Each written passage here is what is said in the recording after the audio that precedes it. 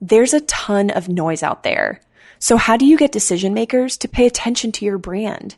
Start a podcast and invite your ideal clients to be guests on your show. Learn more at sweetfishmedia.com. You're listening to the B2B Growth Show, a podcast dedicated to helping B2B executives achieve explosive growth. Whether you're looking for techniques and strategies or tools and resources, you've come to the right place. I'm James Carberry. And I'm Jonathan Green. Let's get into the show. Welcome back to the B2B Growth Show. We are here today with Sean Doyle. He is the CEO at Fitzmartin and also the CEO at SeanMDoyle.com. Sean, how are you doing today? Wonderful. Good day. I am excited to chat with you today, Sean. It is Thanksgiving week as we are recording this, so I am ready for some turkey, but also ready for this conversation. We were talking offline just about a lot of different ideas, but the thing that we're going to really hone in on today is this idea of building direct sales models. I think you've got a lot of great things to add to this conversation. You've built a framework around this principle that I think is phenomenal. But before we dive into that, can you tell our listeners just a little bit about yourself? What are you up to at Fitzmartin and SeanMDoyle.com? Oh, certainly. Thank you. We do two things. We work with two different types of clients, two different sizes clients. So smaller companies, typically up to about 10 FTEs, maybe $1 million or so in revenue. We work through SeanMDoyle.com. And that is a tool where you can provide written literature. Shift is a book that's being released in January. We have a video product, and it's to help executives who are in charge of marketing, but they're not trained for the task. Then Fitzmartin is the company that I helped found 26 years ago, and we work with larger companies that have the infrastructure and are looking at ways to improve their sales and marketing organizations or departments. And Fitzmartin is a sales and marketing consultancy that does just that. I love it. So Sean, like I said in the intro, we're going to be talking about direct sales models. Explain to our listeners why this is a topic that you think needs to be talked about more. Oh, well, everybody has a list. In my experience is every CEO, every business owner, every salesman has this list of companies. And it's these groups, these organizations, maybe it's even a market segment, that if they could reach them, if they could get them to buy the product or service that they're selling, it would radically change everything. It would bring in new revenue to the company. It would bring in opportunities. It would bring credibility to grow and upsell. And maybe even if you're a business owner, it's this list of companies that if you had them as clients, you might even have an exit strategy. You might have built a company that's sustainable and sellable. So these companies, everybody has that list. I mean, for you listening today, and imagine right now, what would it be worth it, that list that you've got in your head, what would it be worth it to you if you could reach them? I mean, what's the number? I did this in a room the other day with 13 people, and by the time we went around the room and added up the value of the list, it was approaching $2 billion. Wow. It's amazing. Yeah, it's amazing the value you can get if you could reach these people, these hard-to-reach people. Okay. So clearly, this needs to be focused on because if you're in a small group of people that are saying that this list adds up to $2 billion, who wouldn't want to reach everybody on that list? And so I guess the question becomes now, well, how do we actually create those conversations? How do we get in front of those people that can be game changers for our businesses? That's a great question. But, there's another interesting fact about these lists. Typically, these prospects know the company, and the company knows the prospect. In fact, if I kind of go back in time, I would tell you a story that began on a February night in 2002 when I received a call, got some bad news, some healthcare news, and everything's fine. I'm still here. And in the process of that heavy news, I reevaluated just about everything in my life. One thing that I thought through was what I did professionally. And at that point, I had a 13-year-old company. We were doing good work, but I didn't always know why. I didn't know how to repeat it consistently. And in marketing, that's important. Most people are frustrated with their marketing investments in the past. They've tried an agency, maybe a second agency, didn't work out. They tried some things that worked, and then the next things they tried didn't work, and they don't really know why. And if I was honest, in 2002, I wouldn't have known why either. So one of the ideas that was presented to me at the time was that there's a way that we as people change the way we do things. Behavioral change. Behavioral change really is nothing more than a buying cycle. We would call it a consumer decision journey. Okay. And I was introduced to the book called Changing for Good, which was written by Prochaska, Norcross, and DiClemente. And in it, they break down the 6 stages of change that all people go through. And it sounds pretty typical if you're a marketer or in business. You start unaware of something, you move through contemplating about it, maybe then into planning and then action, and then sold and serving. You're a customer. Okay, great. That's a buying cycle. And most of us have a pipeline report of some sort. Yeah. But then the magic that happened for me was the discovery in the book that there are 9 enabling processes that facilitate movement along that buying cycle. And here's the aha, these processes don't work all the way through. Some processes are effective early stage. For example, something called consciousness raising works when someone's moving from unaware to contemplating about buying something. Okay. But then the next step, emotional arousal or rational reevaluation, are the processes that move you from contemplating to preparing, to preparation or planning. But there's emotional arousal doesn't help you create awareness, and awareness doesn't help you move somebody toward preparation or action. Actions when you're thinking about somebody saying, give me a proposal, help me understand that.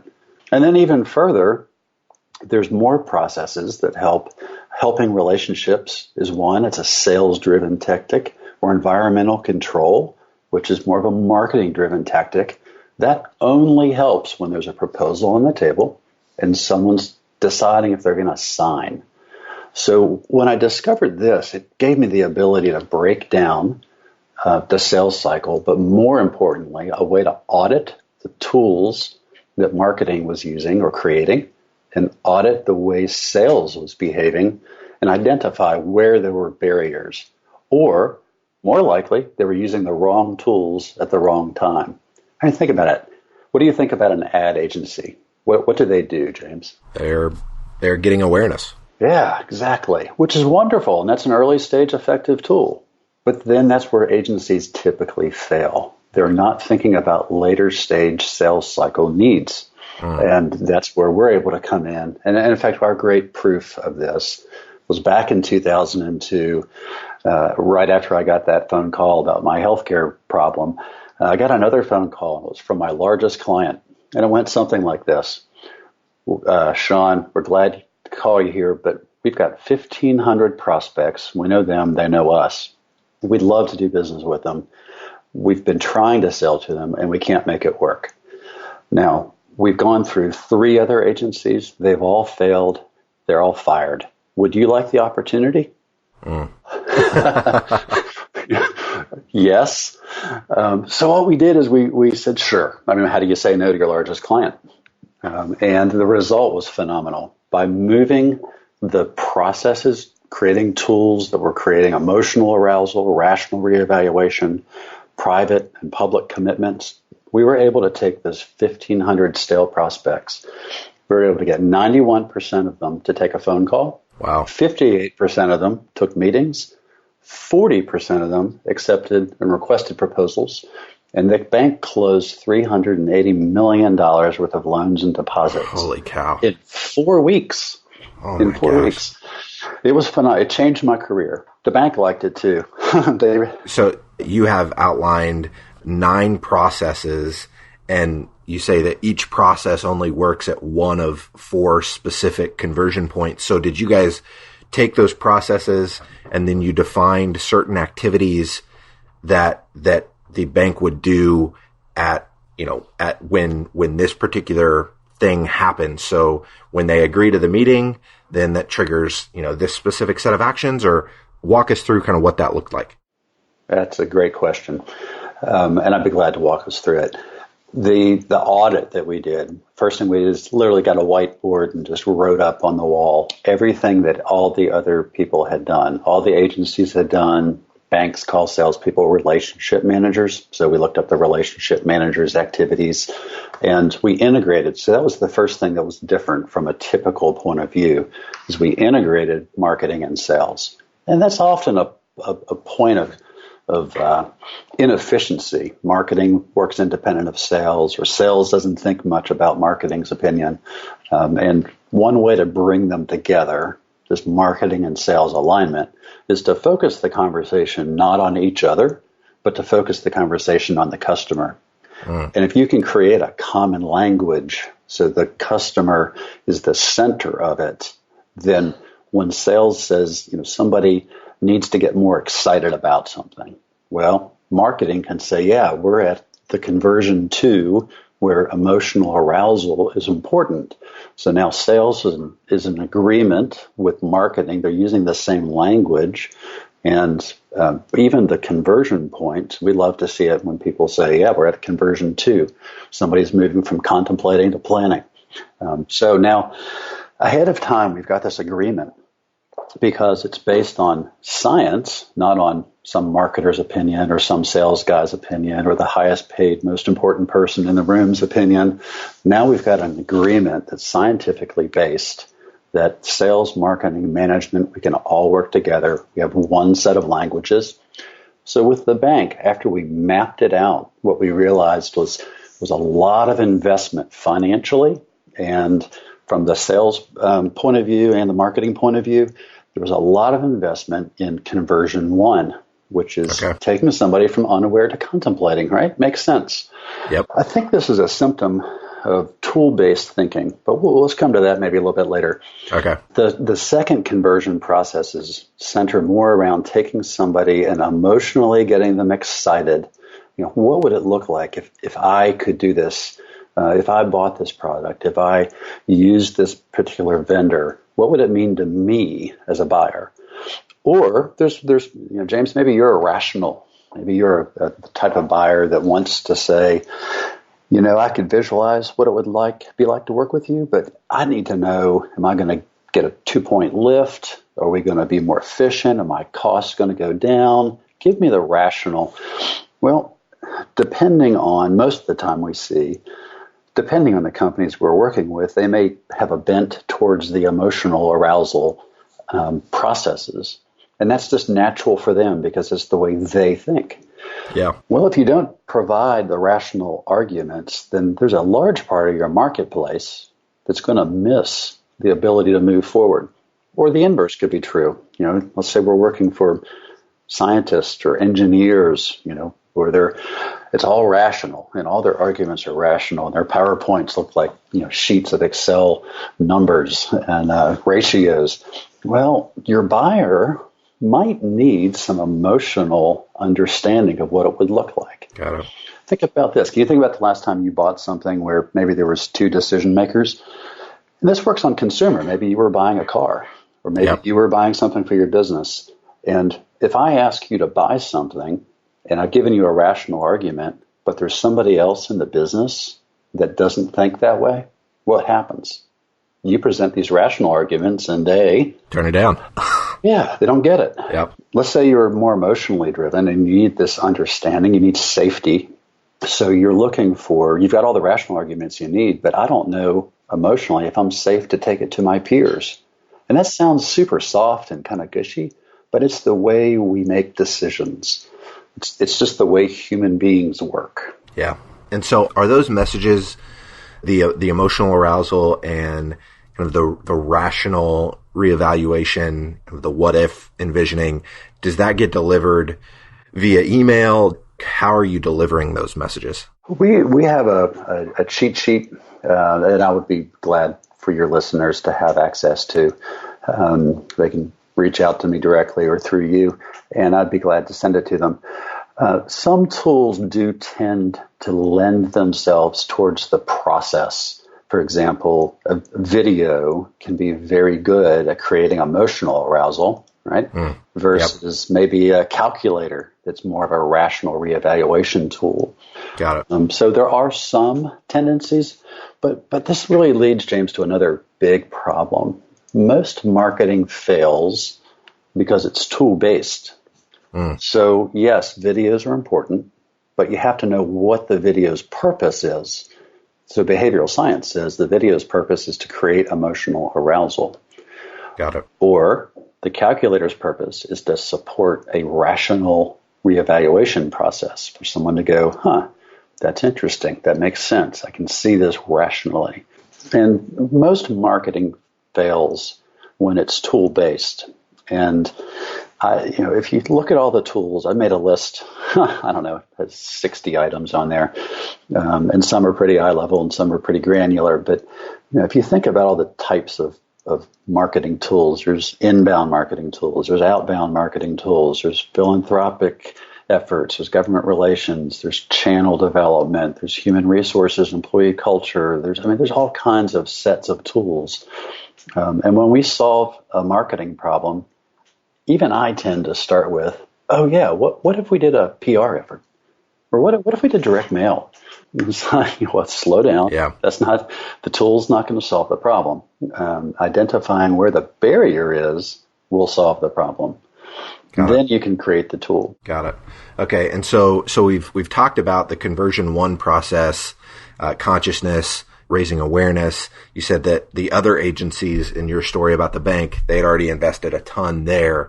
So the conversion 2 process is where it kind of fell off, creating this emotional arousal, the what if envisioning. Talk to us about the third conversion process. Great. I'd be glad to. Planning. So if you think about planning, that's when you've done your research. Contemplating typically is a lot of online, internet, privacy. You've got the anonymity of third-party reviews, whether it's TripAdvisor or it's a B2B opportunity where you're watching a WebEx or something. But you've got a certain amount of anonymity. That's where those emotional and rational reevaluation processes work, to your point.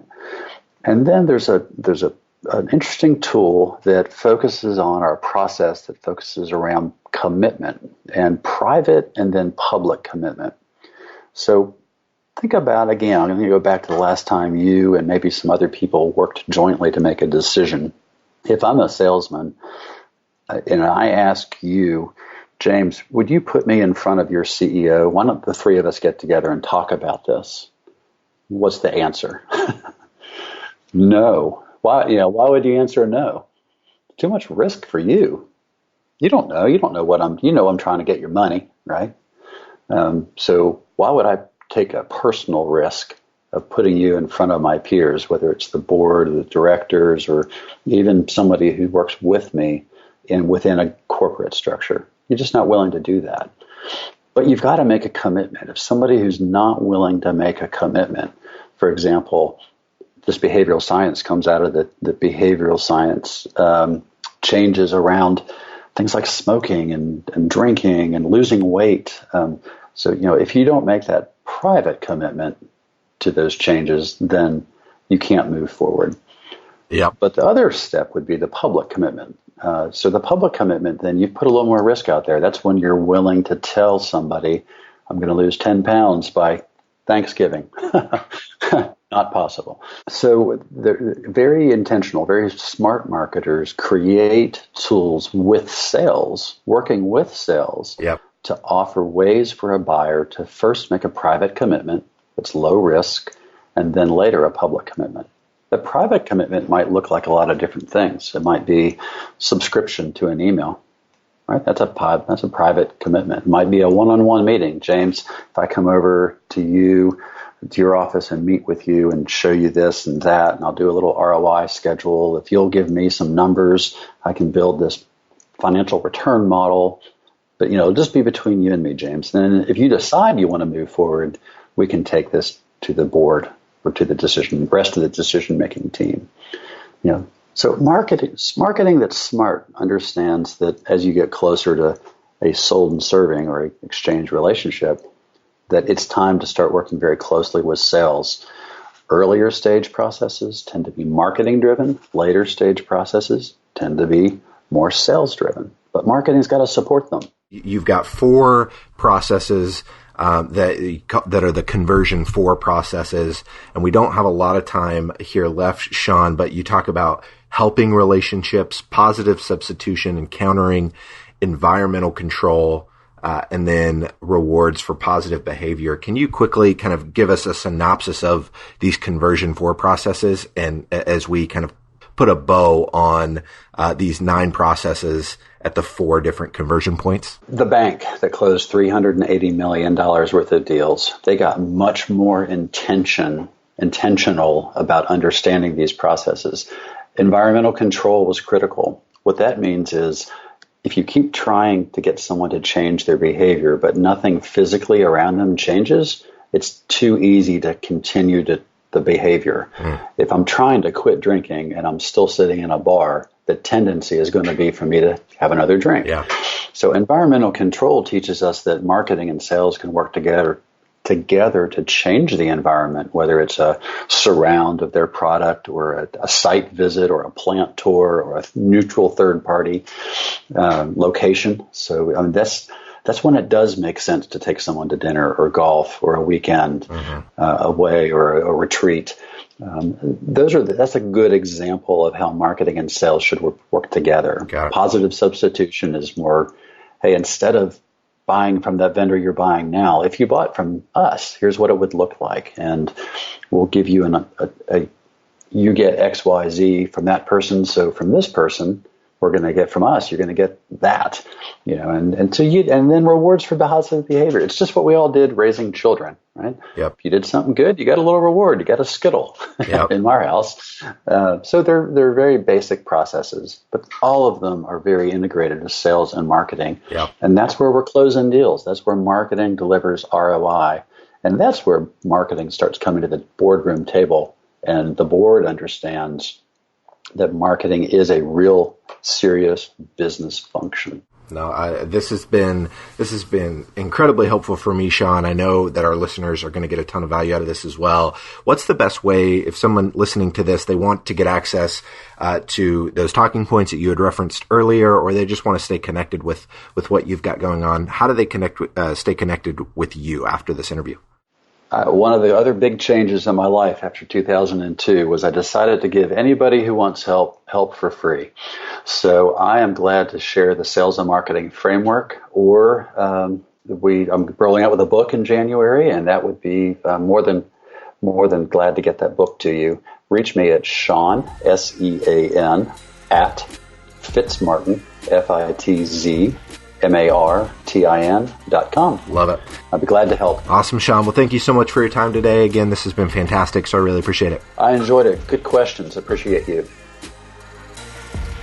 To ensure that you never miss an episode of the B2B Growth Show, subscribe to the show in iTunes or your favorite podcast player. This guarantees that every episode will get delivered directly to your device. If you'd like to connect with B2B executives from all over the world, make sure to join our private Facebook community. There are some incredible conversations happening inside this group. To join, visit b2bgrowthshow.com/FB. Thank you so much for listening. Until next time.